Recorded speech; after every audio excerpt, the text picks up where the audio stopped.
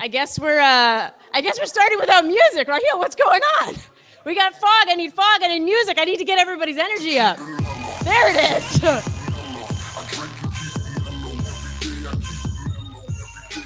I can see everybody filling into the seats.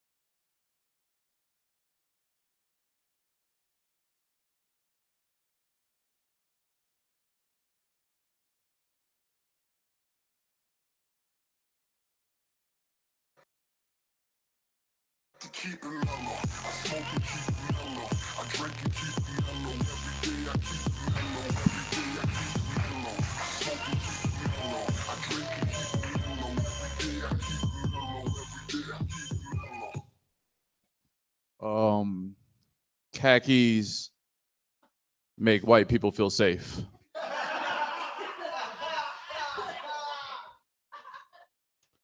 I am one of 3 black people in here. I counted. Sorry if that bothers you. It's like it's kind of like knowing where the exits are on plane. Like it's gonna probably be okay, you know, but just fucking in case. I turned 30 last month, and I have no friends. I'm very lonely, and somebody recently took me to a barbecue to set me up with friends, and it was at this barbecue where I was verbally assaulted by a hipster.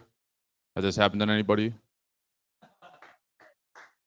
He kept on pointing his finger at me and calling me a murderer and telling me I worked for the man. And like, he wasn't wrong because I was in the military. But I was like, my nigga, you work for Apple. So like, samesies. And he just kept on pointing his finger at me and yelling at me. So I looked right at him and I murdered that motherfucker. Because why would you provoke a murderer at a barbecue? All right?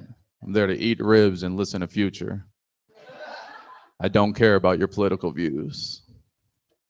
One of the things I hated when I was in the military was like when people come up and be like, oh, thank you for your service. Like, because we both know this is empty, dog. Like, you don't have to do this. And the other thing is like, that's pretty presumptuous of you. Like, you thought I was about to die for you? I'm about to die for Jordans and child support payments. This had nothing to do with you. It was a personal choice within myself. Who in here dates white women? Oh, come on, everybody. Stop playing with me. I don't have that much time. Stop playing with me. I don't date white women anymore because they have something terrible about them called white parents. My ex-girlfriend, Sarah, from Lake Villa. You have to say it like that. I was going to meet her parents, and she said, Jamal, can you not wear your Jordans? I don't want them to get the wrong idea. And I was like, what is the wrong idea? Like, I'm Michael Jordan? Like, we about to run a game of 2-on-2? Like, what is the wrong idea here? I'm a former fuckboy. Or I'm still a fuckboy. I don't know if it ever leaves you. So that's why I'm also a divorcee at 30. When my ex-wife and me split, she said, you know what, Jamal? No one's gonna be able to follow you. I was like, cool, like, you be by yourself forever. And I'm gonna go fuck away my feelings on Tinder. Cause what else am I supposed to do?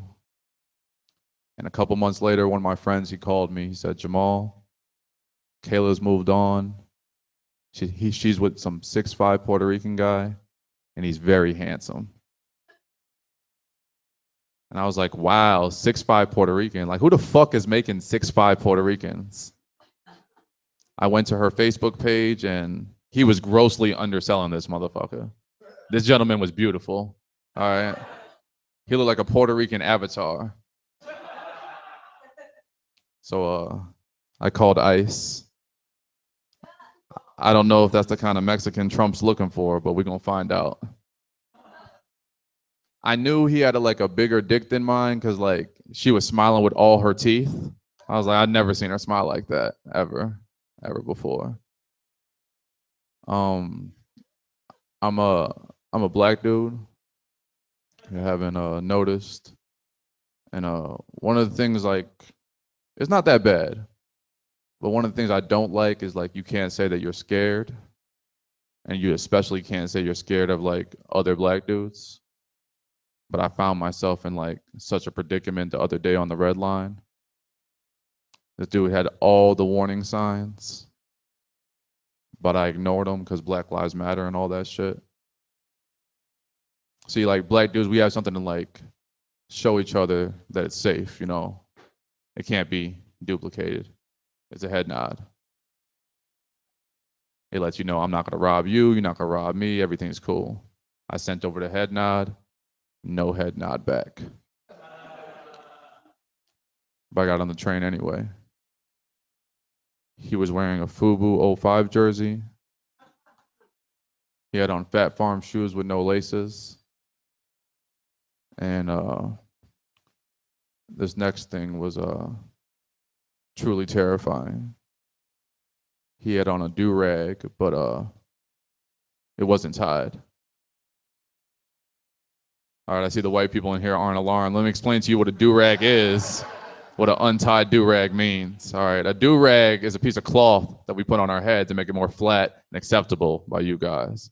Attached to this device of oppression is a fucking cape, okay? And this motherfucking shit was just blowing in the wind. I don't know where the wind was coming from because we were on the train, but I was terrified. I didn't trip. I'm gonna get on here on this. Is anybody scared of the King Jong-un and this nuclear stuff? I'm not really too worried about it, but what would make me scared if he had like a telecast and he went on like a Kanye West rant and he was wearing an untied do-rag. I was like, all right, this motherfucker's got nukes. We got to kill this motherfucker. All right, thank you. That's my time. Thanks.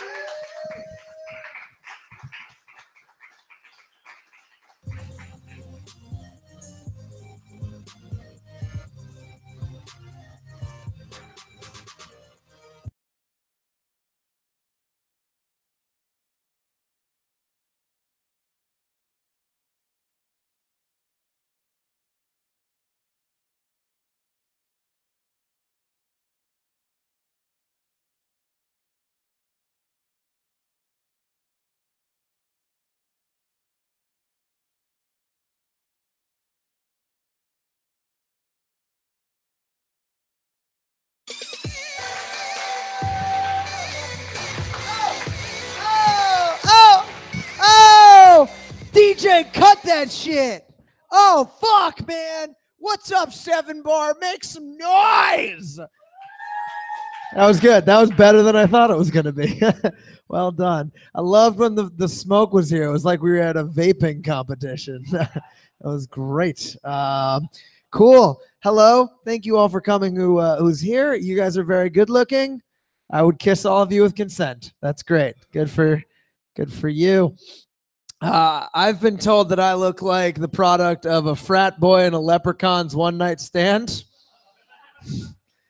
which like hurts a lot more when you realize how accurate it is, you know? The guy who told me that, he said to me, do you understand what I mean? Do you get it? Like if a frat boy fucked a leprechaun, that would make you. And I was like, yeah, Dad, I get it. I know what I look like. I'm fully aware. But I love my dad. I do. Do you guys? What about you guys? Huh? Yeah. Hey, you love my dad. That's good. He's a good dude. No, I love my dad. I grew up in an Irish Catholic household. We're drinkers. All right. I grew up with a drinking family, and he gave me a lot of advice when I grew up that you guys might have heard yourselves. All right. Like my dad used to say to me, if you give a man a fish, he'll eat for a day. If you teach a man to fish, we heard this one, he'll neglect his family by drinking Miller Lights on a pontoon boat. We all heard that saying? Huh? What about this one? A bad day fishing beats what? A good day at your son's first birthday party. Okay. It's fine. I'm fine. I'm fine. I do. I love my dad. That was the childhood I had, man. Not like a very drinking family, but a childhood like that.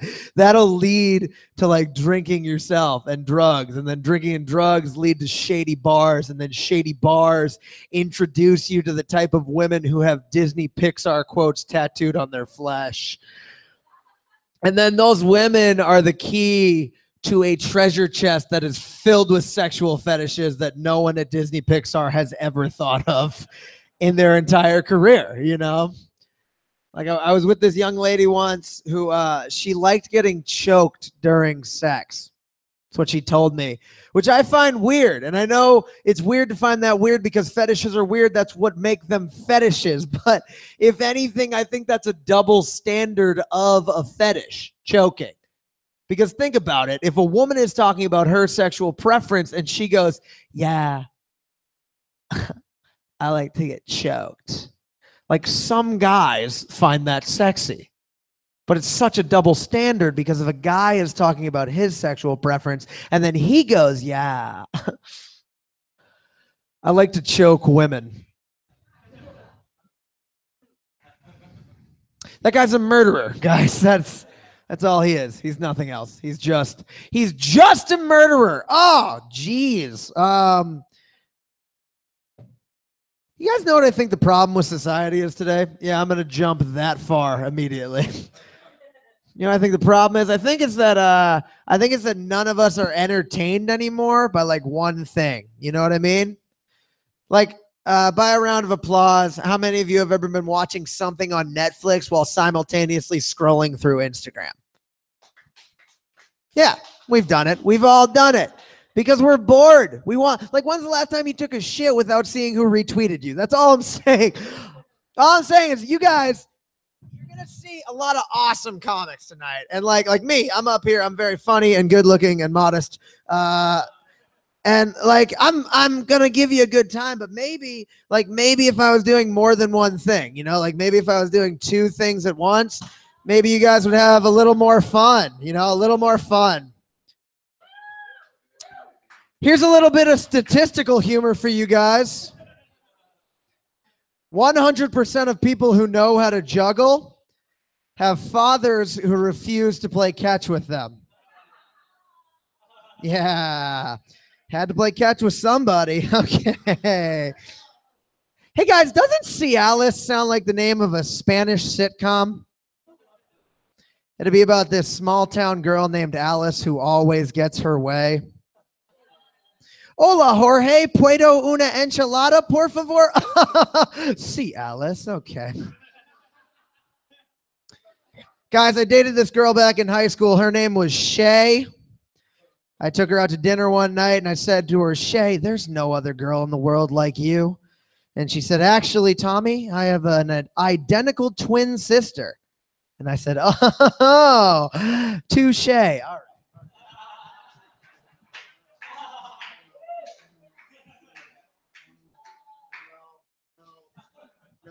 No. I hate myself for that. I'm just going to throw that out there. Woo! Hell yeah. Cool, man. There is a lot of shit, like a lot of bullshit going on in the country right now, right? Like racism, sexism, homophobia, a lot of bad stuff that a lot of comedians feel like they need to like solve, and they're not going to solve it. I'm not going to solve it.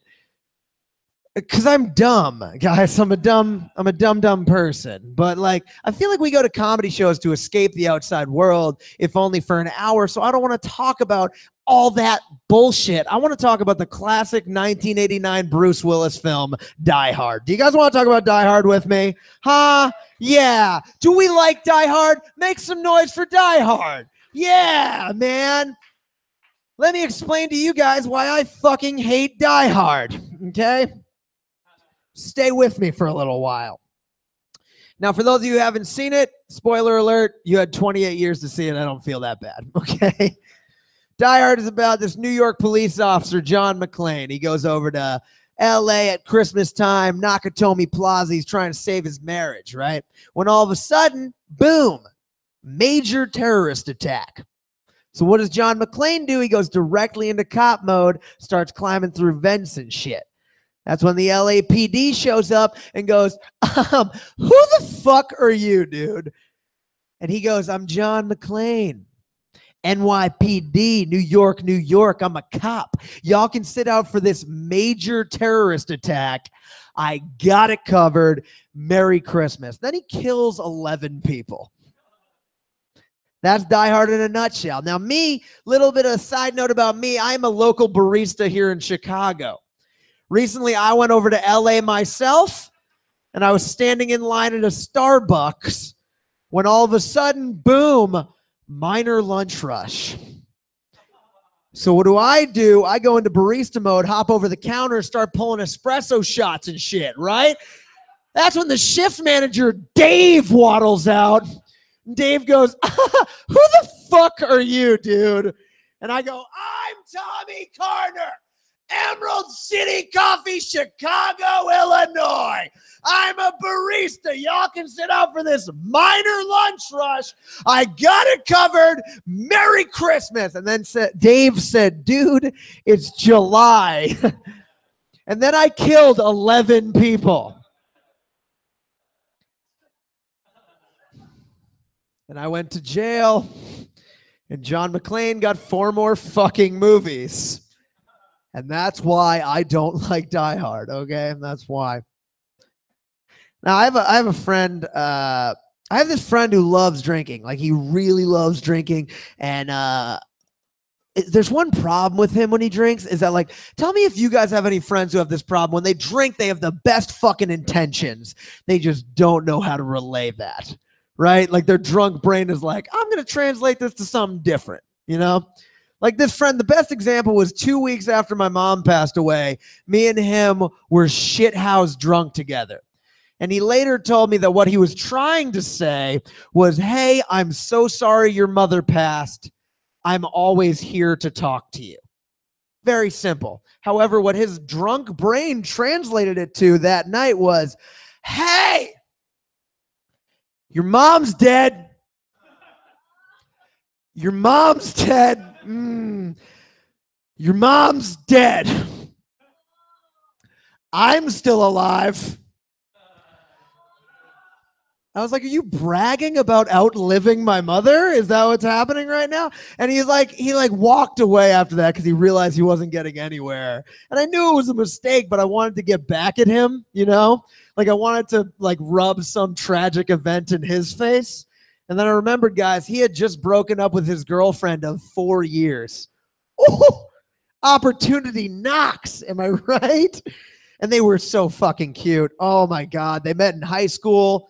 Prom king and queen. He had just gone ring shopping for her. He was going to do a flash mob proposal in Disneyland. Oh, and then she fucking cheated on him. Oh, no. Fuck some guy in a Toyota Corolla. Oh, ooh. Anyway, that's all irrelevant. I killed his mom the next morning. Yeah, I saw him at a party the next night. I was like, hey, your mom's dead. Your mom's dead. And I fucked your ex in a Toyota Corolla. All right. Yeah, that was a brand new joke. I didn't think it was going to work. I'm so sorry, Danny. Thank you for having me on the show.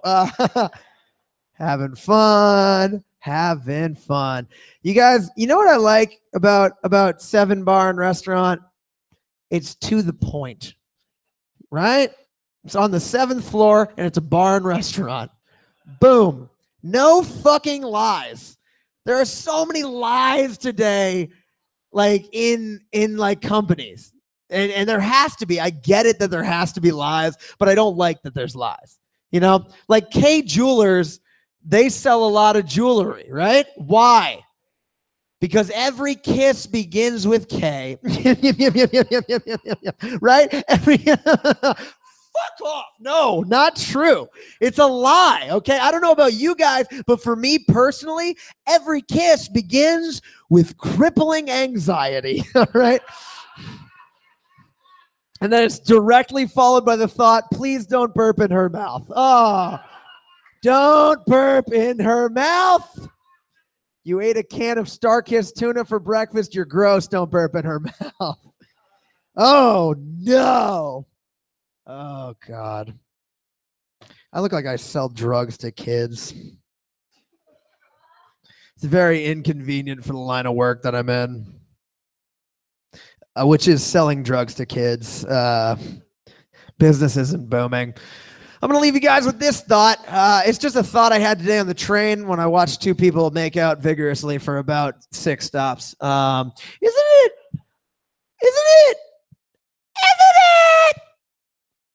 ironic that ugly couples are like the cutest thing in the world? But cute couples just make you want to throw up in your mouth, right? Like you can see two couples doing the exact same shit. For one, you're like, oh, get a room, versus anybody can find love. I guess anybody can.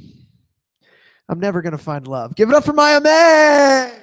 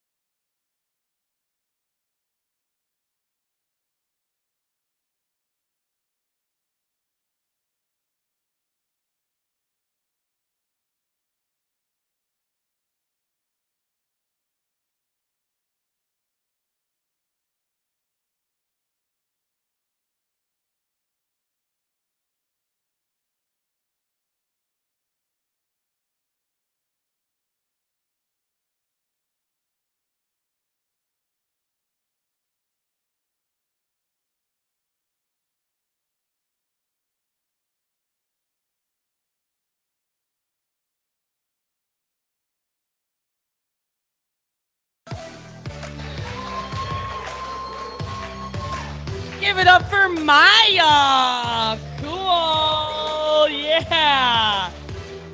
Yeah. You probably thought there was a sexier body coming on stage, but at Strip Joker, I usually draw a ham on my stomach and rip open to expose my sports bra. So it's all about body positivity. I was catcalled the other day for the first time in my life.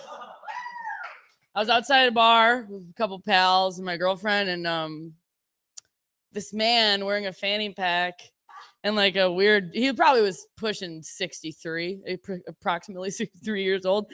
He grabbed my butt, which is actually quite flat. So he grabbed it and I was like, was that one of my friends? And then I looked and he's like snickering away and I was like, what the hell? I was like, guys, that man just grabbed my butt. And then my girlfriend was like, where is he? And I was like, shh, let me have this. This never happened before. But then I looked at him, I'm like, wait, you're a sicko, because I look like I'm from the Sandlot, and that would basically be like pedophile. So that guy's a freak. Oh, I'm a loud person. It's okay. Thank you. Got it. So I identify as an ICL. That stands for a lot of things, but for me, it stands for Irish Catholic Lesbian. Yes, it's one of the rarest breeds here in the Midwest, people. There's scientists studying me as we speak. My father specifically saw me sitting on his couch. He's like, Margaret, what the hell have we created? What is this thing? I'm like, I'm your only daughter. I wanted to wear a pantsuit to my first communion. No, but I'm 100% Irish, and I count freckles like people count sheep to go to sleep. A lot of my family, including my dog, died from melanoma. If you don't know, if you don't know what melanoma is, that's when the sun chooses your white's pale, blinding skin, turns it black, and then you die. My dog died of melanoma, and my parents paid $3,000 to get his toe removed, to remove the cancer. I'm like, holy shnikes. I can't even get like a Chipotle burrito out of you, and you're spending $3,000 on a dog. I'm just doing my best to be the best daughter I can be. I am 100% gay. Like, a lot of my friends were like, I don't identify as any gender. I today I could be wearing a dress, and tomorrow I could be wearing, a pantsuit. It just depends on my day. And I was like, and they're like, on the Kinsey scale, I'm like on the spectrum, I'm right in the middle. And then I go into a daydream while they're talking to me about it, and I'm like, well, I'm in the far end, in the deep woods, sitting in a camping chair that I built myself, putting my feet up on a 30 rack of Miller High Life, the champagne of beer, starting a fire with 2 sticks in my big toes while pumping up their air mattress in the back of my Subaru. And just being like, come on down the spectrum just a little further. I'll treat you real nice. But then what's that? Fucking Todd. And then Todd's coming into the woods, and I'm like, Todd, get the fuck back on your side. We talked about this. Get down to the other side of the spectrum, Todd. And then I come out of it, and I'm like, oh, yeah, no, where were you on the spectrum? This is my reality. And then I'm 2% Catholic for when I do go home to my mom and dad. And I go to church praying that the building won't burn around me. But the only real dad that I have in Cleveland is LeBron James. Ever heard of him? I love LeBron James. I will pop a basketball with my teeth. I don't give a shit about it. But that man, he's the only man that would turn me straight. Crack an egg on his chest. Over easy, right onto his nipples. Speaking of nipples, a lot of millennials, when I'm like, oh, hi, I'm Molly. And they're like, oh, Molly, you were named after the drug, huh? And I was like, actually, no, I was named after my cousin's corgi, but I'm a lot more fun than the drug. I will use my savings, which is nothing, but if I had savings, I would buy us 2 tickets to Bonnaroo. We'd go down there. I'd left-handed, I'd start juggling, I'd get really excited, then I'd start overheating because of the hot summer sun. I would rip my shirt off, and I'd rip my sports bra, exposing my breasts. And at that moment, I'd put everyone around me in a trance, and they'd look at me very closely, and there'd be a glow around my pale skin. Everyone's eyes would go straight for my nipples, and they'd gasp. And at that moment, they would go, she is more fun than the drug. You want to know why? Because my nipples are translucent, and you would see straight to my heart. Straight to my heart. So that's my explanation of how I'm more fun than ecstasy. Yeah. Tell your kids. Speaking of ecstasy, I lived on an island in Lake Erie for 10 summers. So I've been there, and I was there for the month of August doing shows and bartending and being an idiot. And this island is 1 mile by 3 miles. And I work at a restaurant, and we live above the restaurant. It's like a big family affair. And on the last day that you work at the restaurant, you get pranked usually. And on my second summer there, they got me very intoxicated, took me out on a boat and said, we're going to have the best day ever. Molly, get on that buoy over there and make sure there's a ladder going into the water so we can swim. I got on the buoy, and then they left me there on the buoy alone for what felt like a couple hours, but I guess it was only 20 minutes.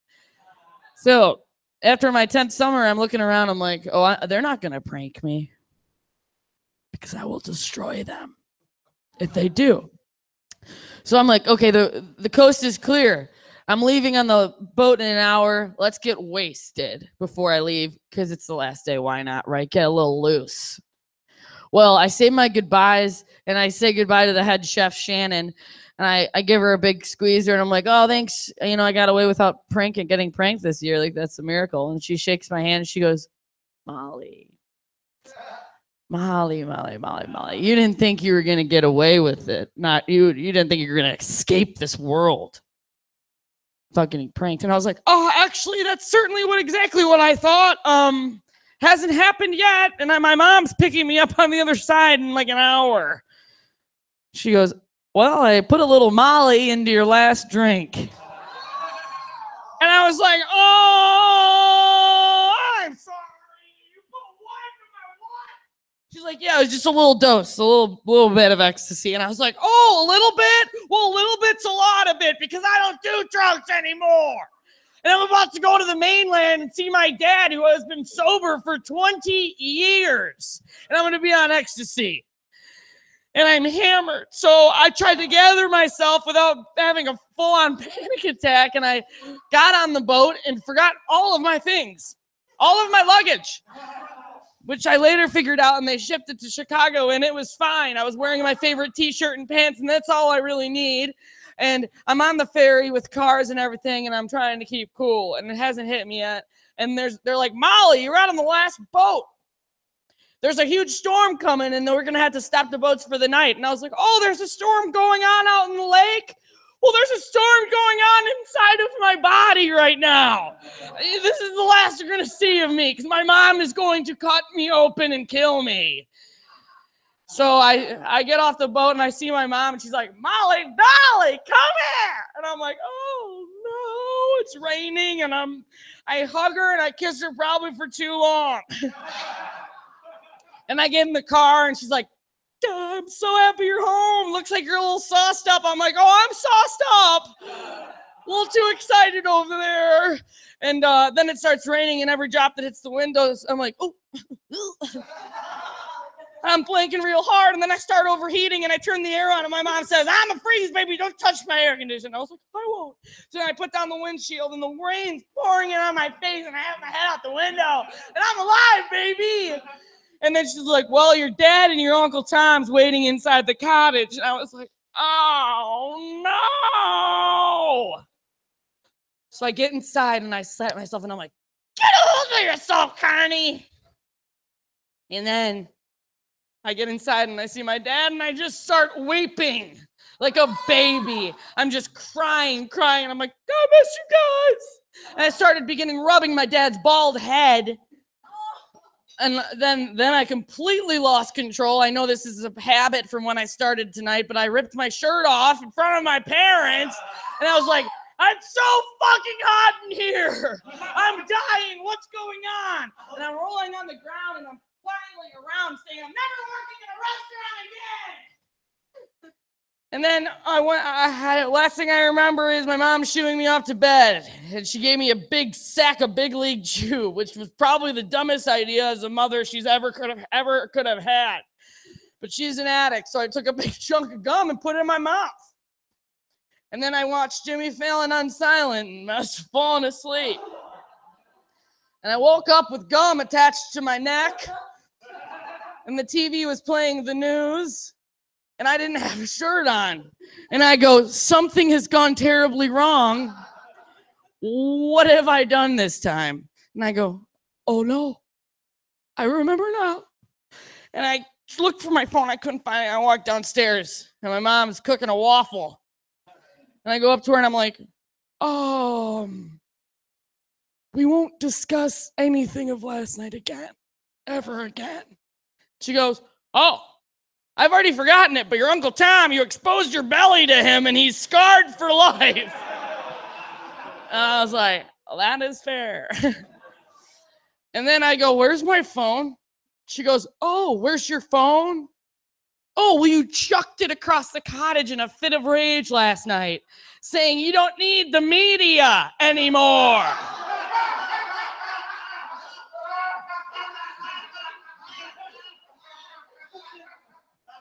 And that's when I said, could you help me find my shirt first? Because I forgot all my clothes. She goes, you are a fool. You are a stupid, stupid little fool. And I went and I got my phone and I looked at it and I realized that I've been in such a panic the day before that I haven't checked my phone in like hours. And I look at it and I have like a bunch of texts. And one specifically is from Shannon, the chef. And I read it. And it says, Molly, you know I wouldn't drug you when you're going to see your mom. I'm just fucking with you. And I go, what the fuck is happening to me? That means that I placebo drugged myself and had a pure, straight up panic attack. So remember, I can tell you not to do drugs 1 billion times tonight. But if you think hard enough, you may just expose your belly to your uncle. Thanks, guys. Give it up for Maya.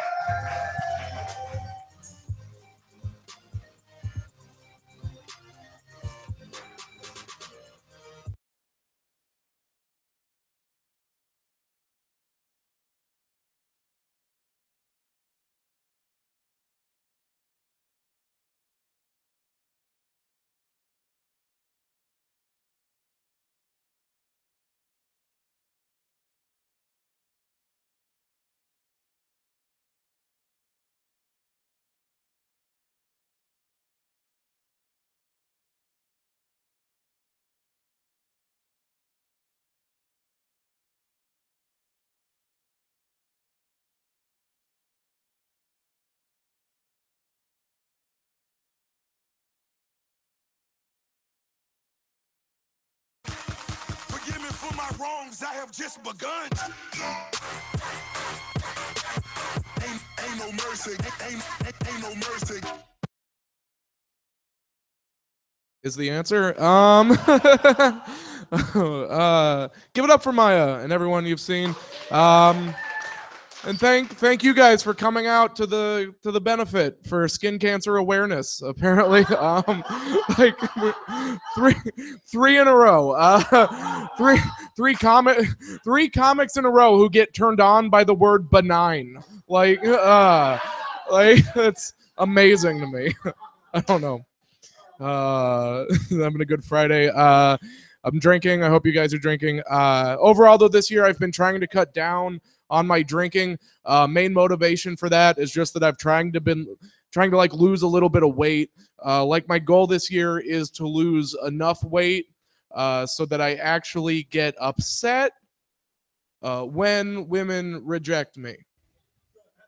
Right? Because right now it's just like, yeah, I get it. I don't know. I'm in a weird mood. I found out I've been single like too long because my mom is starting to get involved.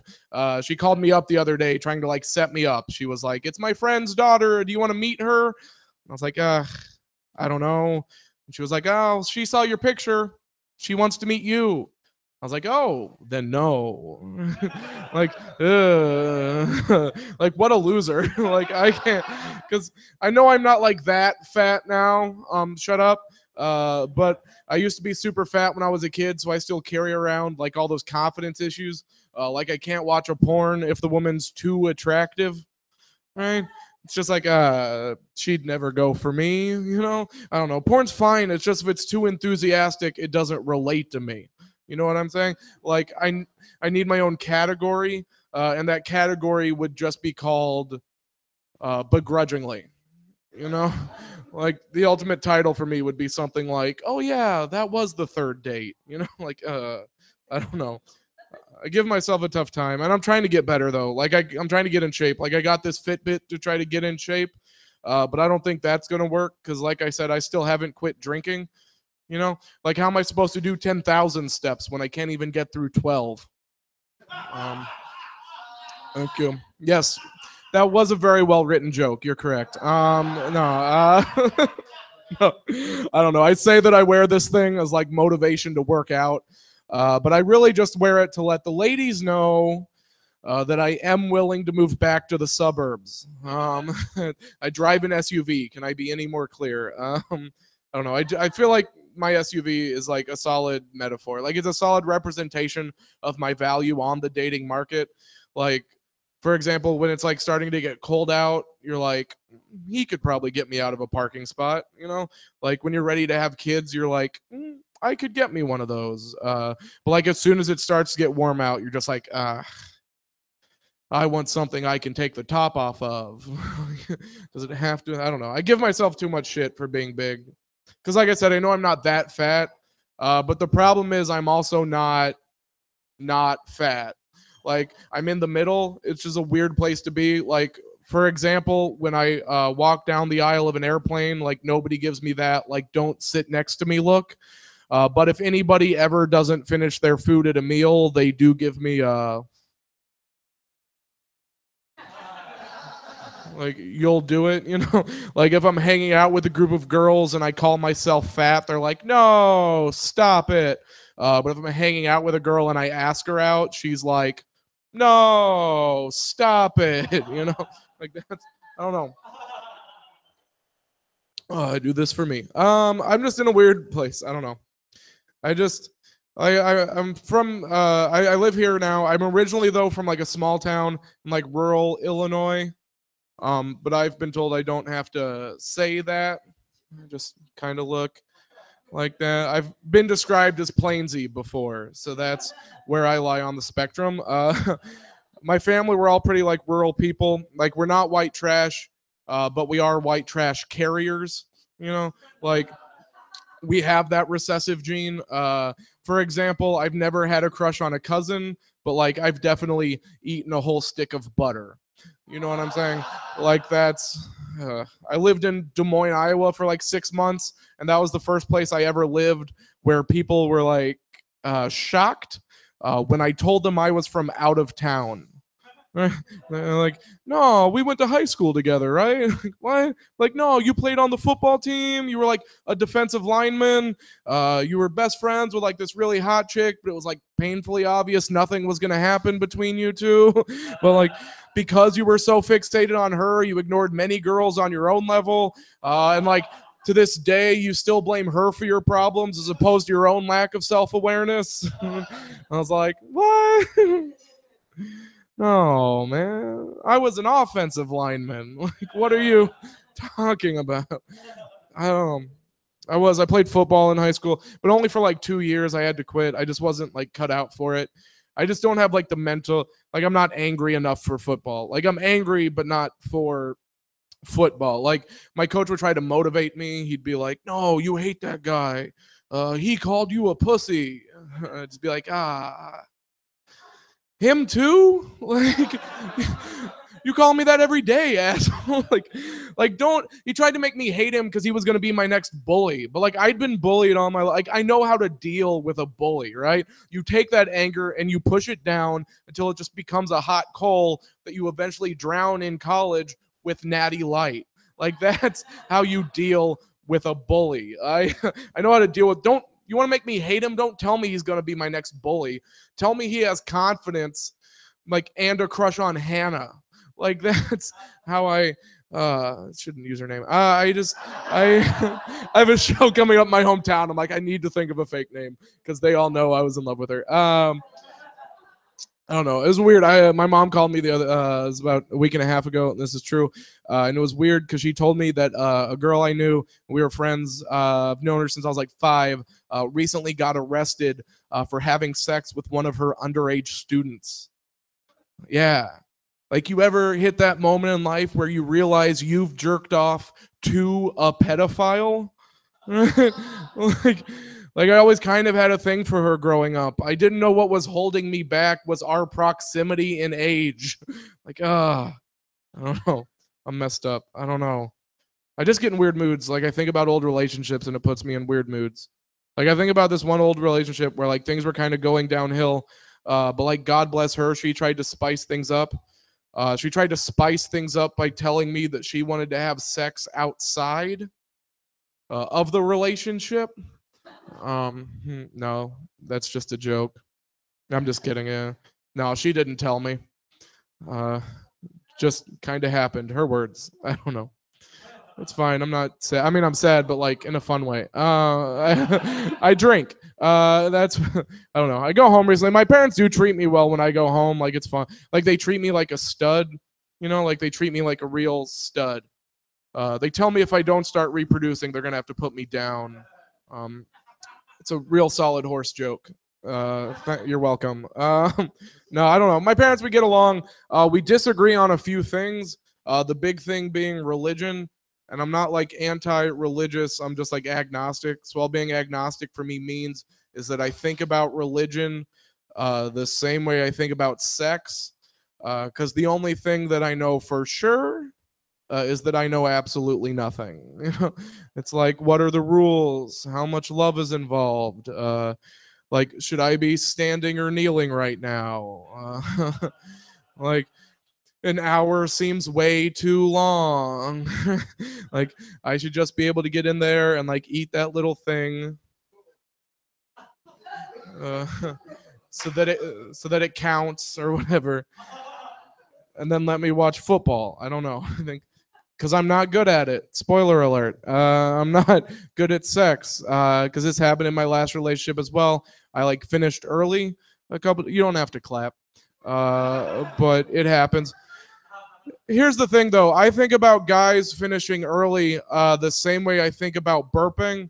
You know, like it's considered rude, but really, it's a compliment to the chef. You know, like that's how I think about it. It's my excuse. I prefer when a guy laughs at that because then I'm not alone. I mean, I'm alone, but I'm not alone for a second. I don't know. I just think about it. Just gets me a weird mood. And the single thing's another reason I need to cut down on my drinking because when I get drunk, my Tinder account turns into an admissions office for a community college. You know, like everyone's getting accepted and I'm just excited they filled out applications. You know, like that's my mood. I don't know. That's getting weird moods. And I feel weird complaining because like I have been in relationships.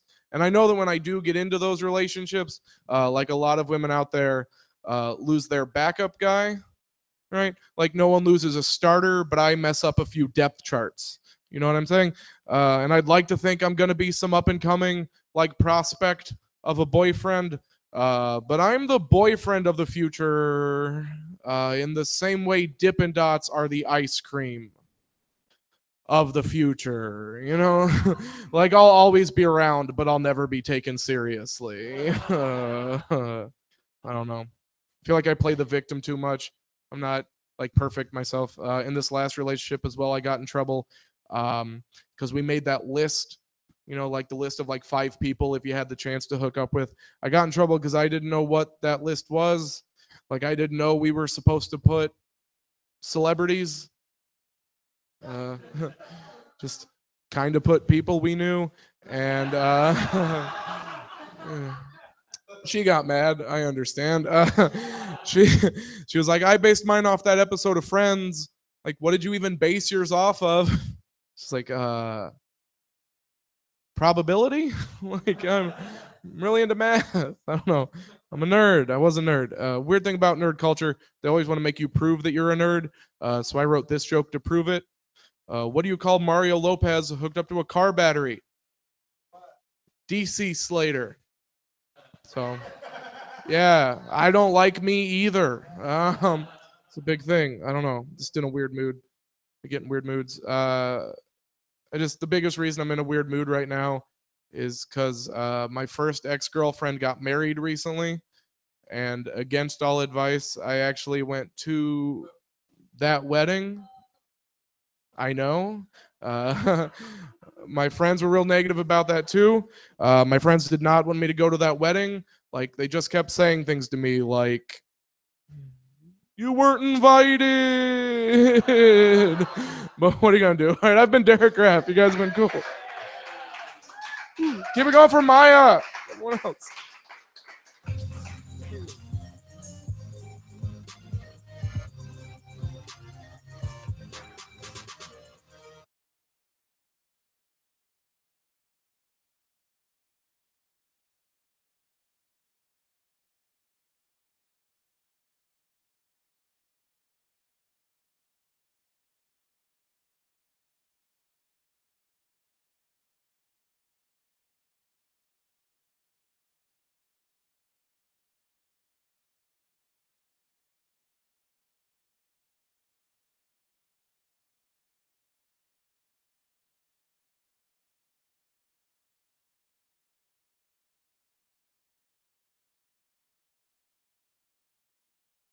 All I do is win, win, win, no matter what. Got money on my mind, I can never get enough. Whenever me and Khaled do the remix, everybody hands go up. Hey, showtime. And they say that. Whoa. And they say that. And they say that. I was terrified that was going to happen. Oh, man. I mean, I asked for it. I put my hands up. I put myself in this position. God damn it. All right. Well, this is how we're starting, okay? I'm a fucking villain. Guys, I'm Alana. I am trying to become a little bit less of a people pleaser. And I know what you're thinking. You're like, yeah, you don't look like you care that much. But I do. I really care what people are thinking. I'm a real pushover. And I can prove it because one time I went to this barbecue and this guy came up to me and like, I don't get hit on a lot, but he was hitting on me and I could tell because he made eye contact, walked right in, and he looks at me and he's like, you want to try my meat? Yeah. That's a gross thing to say to somebody, right? Well, we're married now, so yeah. Some convincing brisket. Like that is kind of my that's like my barometer. Those are my standards for guys. Is like, does he have meat? Will he share? Okay, let's do this. Yeah. My my husband is like really sweet. I really like him a lot. And you know, when you get into a relationship, you're like looking for something from the other person. They call those relationship goals. But like Maya said, I'm a small person, so I don't have the luxury of relationship goals. Okay, I had height goals. All right, I married up. Yeah, my husband is 6'5". Yeah, he's like a very tall Jewish basket player, if you can believe that. Yeah, but we look pretty stupid when we go out together, right? We look like Lenny and George from Of Mice and Men. Like we're a dumb-looking couple. Yeah, I've been married almost 5 years. It'll be 5 years next week. Thank you. Thank you. I like to think of myself as like a trophy wife, but all of my trophies are for participation, which is like a little bit of a bummer. Yeah. 5 years is a long time. And, you know, you can get kind of sick sexually of like what you're dealing with. So you got to mix it up a little bit. We've tried this thing. I like to call it married people 69ing. Yeah. It's just when you scratch each other's backs for a while till you both fall asleep. It's like a very comforting. That's married sex. Yeah. We rescued a dog together. Does anybody here have a dog? Yeah, just Jamal. Okay. Did you adopt or did you rescue? You adopted? Okay. I rescued, and I like to tell people that right up front so that like you guys know that I think that I'm better than you, right? Like it's just want to make sure we're on the same page. It's like fireman and me. That's like we're like the same. No, that's a dumb idea. Like I hate the idea that people who rescue dogs are like good people when like in actuality, people who rescue dogs are cheap. You know? Like that is a used dog. You're not a good person. You're a bargain shopper. Like, let's just call a spade a spade. Yeah. My dog is, he is a large animal. He's 112 pounds. Yeah. Rottweiler, Coonhound, Lab mix. He's bigger than me. He's like, for context, right? He's like roughly the size of a small European woman, like if she had lunch. Mm-hmm. Or like an average American child if he skipped it. Like, he's right around that area. We're fat. That's that joke. Americans are fat. Yeah. But he's bigger than me. And so like when I take him out for walks, there's like a certain subset of the population that likes to heckle us. And like I don't like to name names or call people out. Like that's not me. But it is always 50-year-old white guys every single fucking time. Baseball cap, very entitled attitude every time. And I was out one time with the dog. We were just walking. And this guy came up to me and like apropos of nothing, he just kind of points at the dog and he's like, who's walking who here? And then just scooted right away. And I don't like that because like I think it's insulting. It's like, really? You can't tell the difference between me and my dog? Like, I know I didn't shave today, but like I didn't think it was going to be that confusing for you. Like, why can't you just drive by in your car and tell me to smile like a normal fucking person? All right, I've trained for that. I'm equipped. Yeah, he's not the only one either. Another guy came up to us once. We were walking, and he like just points at the dog, and he's like, "Ah, you didn't chop off his tail." Which is something like a murderer would say, I'm pretty sure. And I was confused by it, but I was like giving him the benefit of the doubt. I was like, oh, well, you know, like people declaw their cats all the time. Like maybe this guy thinks that my dog's tail is like made out of swords. Like who am I to judge? But he asked it again. He was like, oh, you didn't chop off his tail? I got 3 Rottweilers at home, no tails. And like at that point, I just felt bad for him, you know, because like the tail is like the best part of a dog. You know, it's like the mood ring of the butt. It's like how you know how they're doing. Yeah. My dog is like my building is pretty dog friendly, which I like. There's a lot of dogs in there and there's a lot of people in there, and not all the people are super great. So they have a lot of areas outside the building where people can take their dogs and like let them use the bathroom, and they know that people aren't going to clean up after the dogs. So they have a lot of helpful signage to help us remember. And the signs all say like, you know, cutesy sort of like passive aggressive shit. Like one sign was like, if your dog poops, you scoop, like that.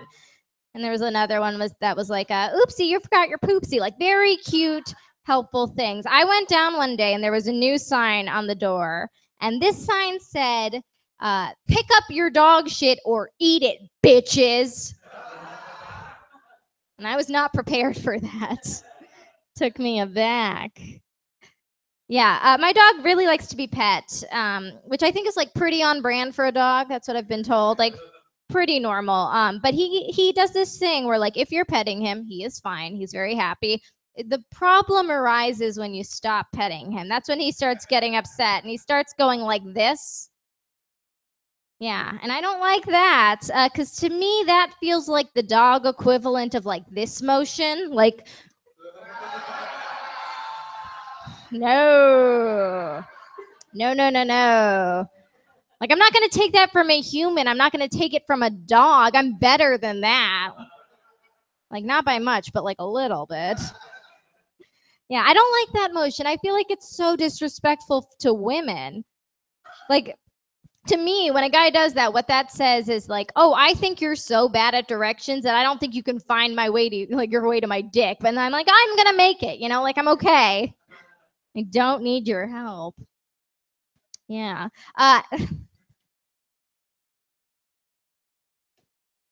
Sorry, this is the part where I pretend like I'm not an alcoholic. You guys can probably tell just by looking at me that I work out a lot. And I do. It takes a lot of work to look this average, all right? You really got to put in the time. You got to be at the gym, really lifting stuff, heavy stuff. I do work out a lot, and I do it because I really like to snack. Like I feel about snacking the way Catholics feel about anal. You know? Like it just doesn't count. Yeah. I also think it doesn't count as a meal if you don't eat it off a plate. So I eat 100% of my hamburgers out of a coffee mug. That is a true nutrition fact. Take that back to your friends. Teach them. Yeah, I turned 30 this year, and like, you know, when I started getting to 30, people told me, you know, your body's gonna change, and I was like, oh, okay, that's not gonna happen, but it totally did. My metabolism is like completely fucked. And like at this point, I can't tell if I'm like gaining weight or retaining sadness, but like either way, my pants don't fit. Yeah, I've kind of leaned into the chin hair thing. Anybody else dealing with that?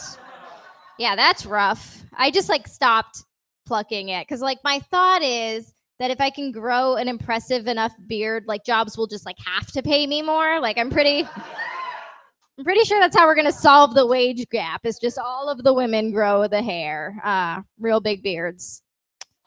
Yeah, still thinking that one through. Who here is a big fan of HBO? Any Westworld fans? Yeah. If for the people who haven't seen it, I'm a huge fan of Westworld. It's like cowboys and robots just having sex. It's super great. Can't recommend enough. But I have kind of like a controversial take on the show, which is that like if given the option, I don't think that I would have sex with a robot. And before you guys judge me, hear me out. I don't think I would have sex with a robot, not because I don't think I'd have a good time, because I know I would, but because I am so sexually insecure that like my biggest fear is being sexually objectified by a robot. Like I don't think I could handle it mentally. No, I'm just like, I'm not that strong. I don't think I could do it. Because like, what if he went back and told all of his robot friends that I was a 6? Like that would be so terrible for me, because like whatever number he said, like whatever, he could say like whatever number and he'd be right, you know, because he is a robot. All right, he's got the data to back it up. That's terrifying. Like, I haven't taken a statistics class or a math class since like the 11th grade. Do you think I'm going to argue with a robot? Like, absolutely not. He can do pivot tables. He's better than me. Like, we're not the same. Yeah, I think my favorite part of that joke is the idea that I would be a robot 6. Like, that's a stretch, right? We can all agree on that. That's a stretch. Like, I'm a human 6 on a good day. I'm a robot 1. 0, 1, 0, 1, 0, 1. Yeah. That was mainly for Derek, for the nerdery. Yeah. You could probably tell right now that I'm like not the most confident person. I'm working on it. I went back to therapy pretty recently, and that was good, I think. You know, some people told me going into it that like therapy can really change your personality, which is great because I'm really counting on that to happen.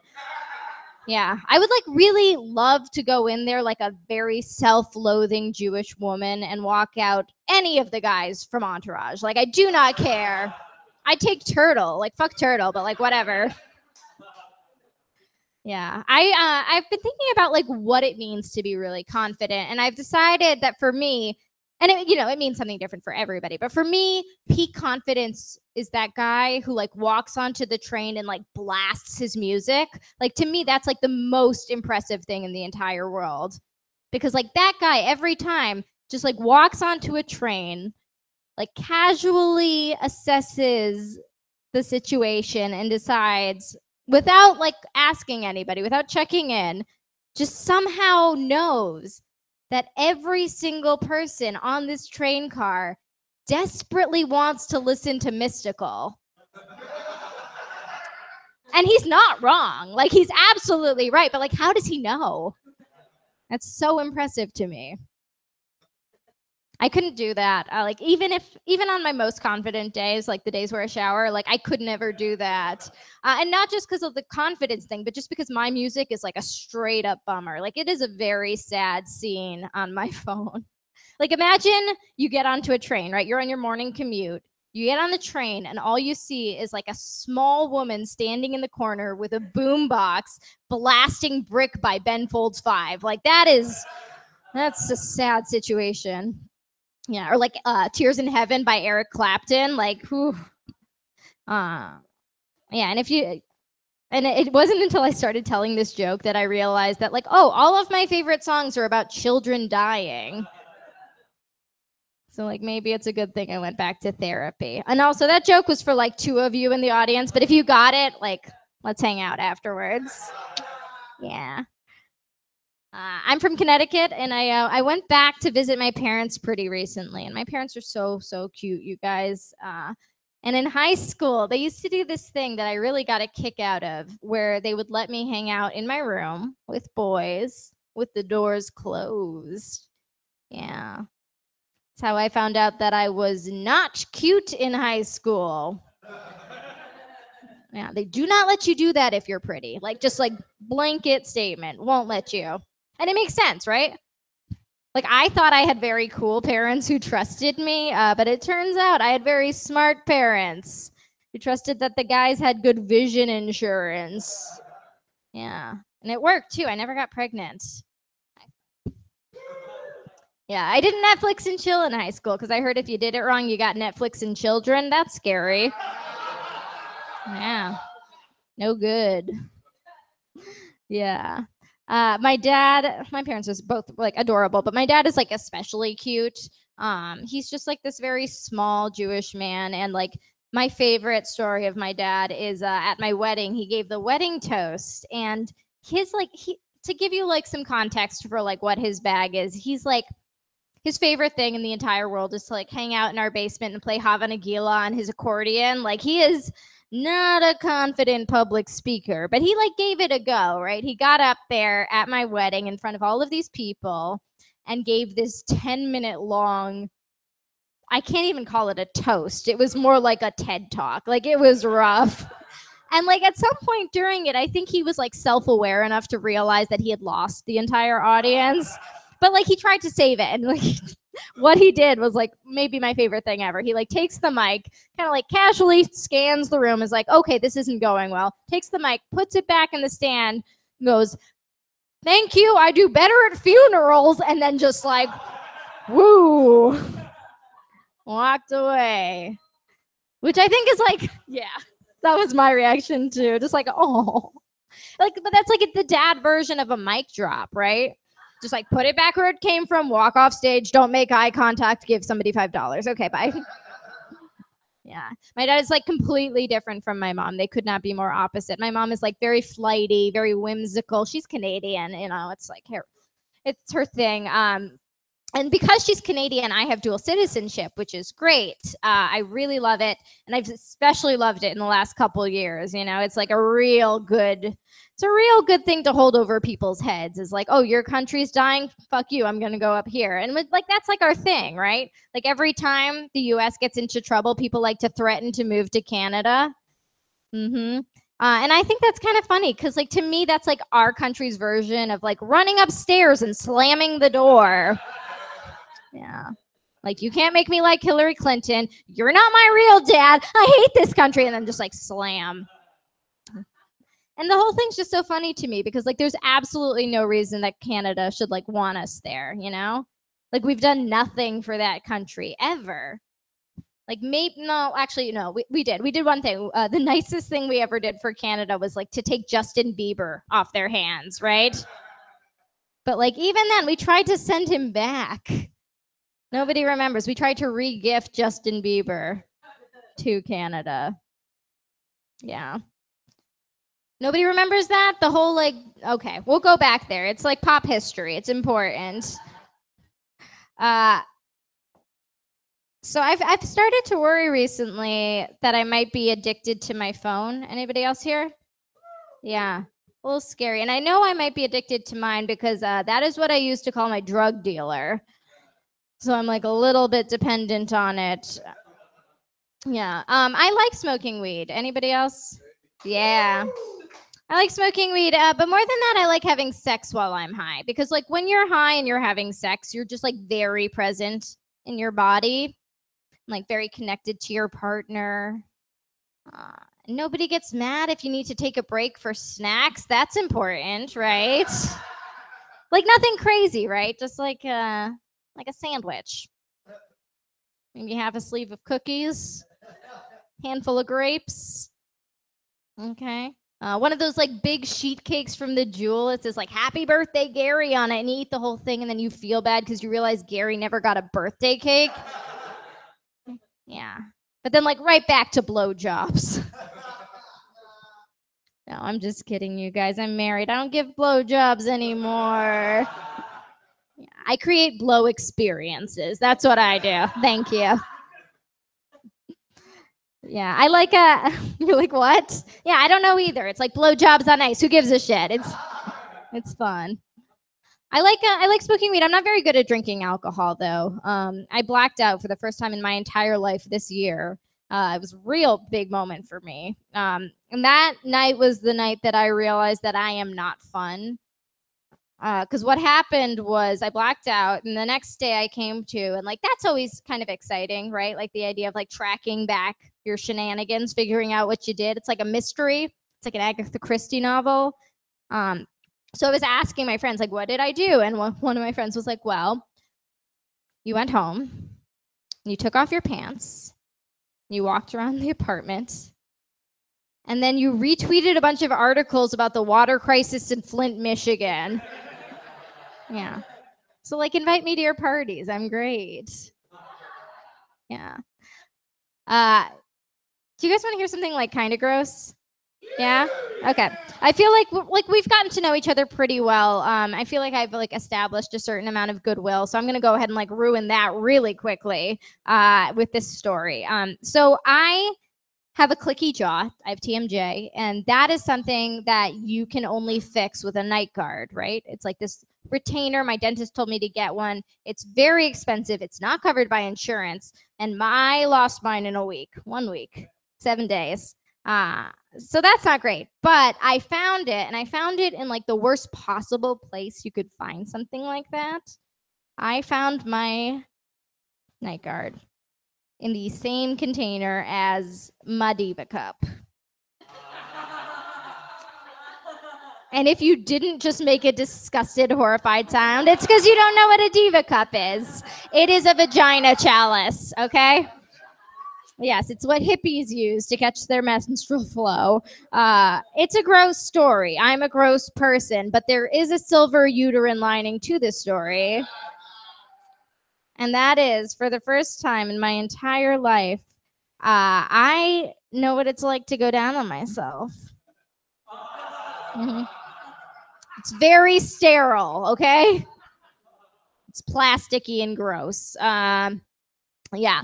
So you guys have been so much fun. You've been so great. I want to end by telling you that, I mentioned I was married, and I, because of that, have not received a lot of dick pics recently. And I don't say this to like ask for them. Like, please don't send me your dick pics. Like, I don't want them. I'm just saying it as a statement of fact. I haven't gotten a dick pic in a while, but my friends do. And it's a little bit concerning to me because, like, I understand the purpose of like a solicited dick pic, right? Like, what a treat. If everybody wants this, if everybody's on board with the dick pic, then this is like such a lovely experience for everyone. But if it's a surprise dick pic, it's a little bit different. It's a little jarring, and I don't understand what guys are looking for when they send like a dick pic out of nowhere. Like, I just truly don't know what they want. Like, do you guys think that we are going to see it as like a challenge? Like, oh, I see your penis, and I raise you all of my tits. Here you go. You're welcome. No. Like, do you think we're going to see it as like a jumping off point for negotiations? And if that's the case, why would you lead with your best offer? You know, like that's just straight up bad business. Like, send an elbow. Let's build something together. Yeah. I spend a little bit amount of time worrying what dick pics are going to be like in the future. And here's why, because you're about to worry about this too. I worry what dick pics are going to be like in the future because my fear is that quantum physics is going to become so advanced that at some point, scientists are going to figure out a way so that instead of guys just sending like a pixelated representation of their penises, instead, they're going to be able to send an actual, tangible, physical, real dick through time and space and walls. Fuck that. I'm terrified of that. That's like my biggest fear in the entire world. Because how scary would it be if you were just like sitting on your bed, very casually watching HGTV, and you look up and all you see is this?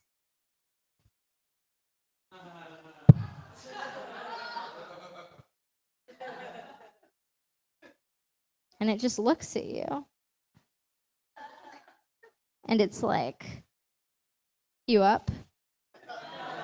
Because in the future, penises can speak, and that's the worst thing in the world. You guys have been so great. Give it up for Maya and everybody else who's been tonight.